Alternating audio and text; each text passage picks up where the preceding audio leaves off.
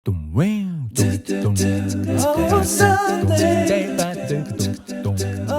natatandaan nyo yung nakaraang upload ko na video nung ginagawa pa yung bahay namin, gusto ko sanang i-share sa inyo yung slight update sa mga natapos na. Ayan, ngayon nandito tayo sa may sala sa taas. Ayan, medyo hindi pa siya ganun ka-okay kasi kulang pa sa mga ibang interior elements. Ayan, bali dito merong balcony. Ayan, pwede ka dyan mag-relax. Ayan, ito naman yung natapos na sa master bedroom. Ito. Ayan. Medyo hindi pa siya ganun ka-organized kasi wala pa kaming mga cabinets. Yan pa lang yung mga nandito so far. Ito yung mga collection ng Jordan. Yan. Dito sa master bedroom, sara natin, baka may pumasok na. Dito sa master bedroom, meron tayong walk-in closet. Maliit na walk-in closet. Yan guys.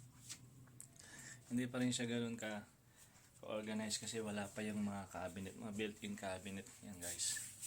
Ito guys, yan. Mga lagayan ng mga gamit sa CR. Yan. Wall clock. Yung iba guys sa IKEA ko binili. Ayan guys.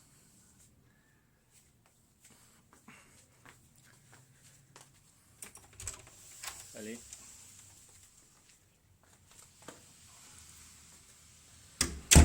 Ito naman yung hallway papunta doon sa papunta sa terrace sa likod.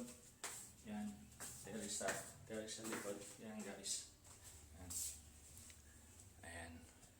Bali ayun sa likod yung mga apartment na ipinagawa natin. Ayan. Ito naman yung isang bedroom dito. So for the time being, nilagyan muna namin siya ng mga kasi wala pa kaming mga cabinet. So for the time being, ayan muna siya. Naging para siyang stock room. Pero aayusin ko to pagka nagkaroon na ng mga built-in cabinet. Ayan guys, ito yung isang master bedroom.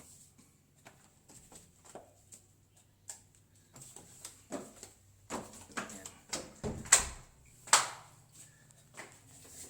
Ito naman yung pababa sa hagdan guys.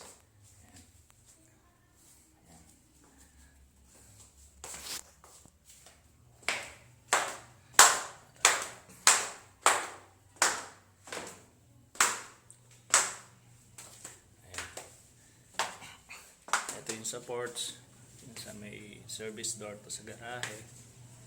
Ayan guys. Ayan yung papunta sa yung garahe guys.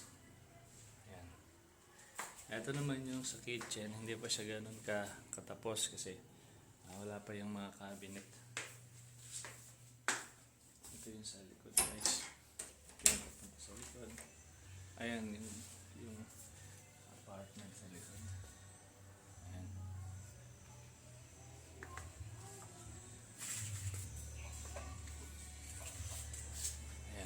Ayan yung apartment sa likod guys.